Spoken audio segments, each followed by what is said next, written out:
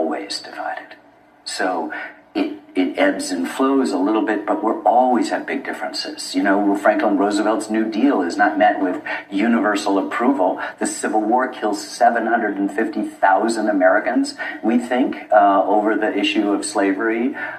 We have our own revolution. There are lots of periods, the Vietnam period, when we're so particularly divided. So I think there's a little bit of Chicken Little, you know, oh, the sky is falling because it's now. Things are always worse now than they ever were.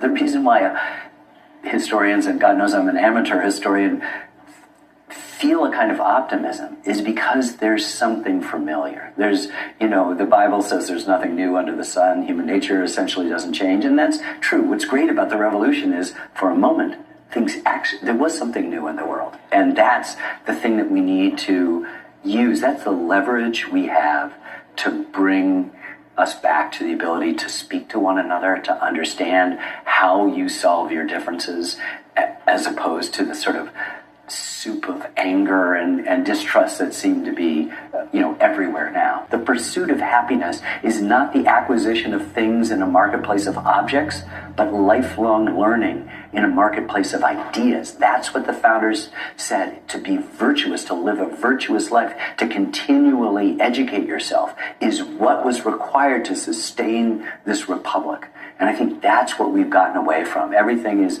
sort of all individualized. We're all free agents. We don't realize that freedom, the thing that we tout, is not just what I want, but also that's in tension with what we need. And I think what happens is that when we study these words, we can go back to the sense of newness and freshness that they represented and rededicate ourselves. And that means me for me and you for you, to this idea that the pursuit of happiness is about lifelong learning. It's about becoming ever more educated to the responsibility of citizenship. And that's a huge, huge responsibility. Not just to take your feed, not just to go with this flow, not just to get your information that sort of ratifies what you already thought, but to actually explore what my neighbor thinks.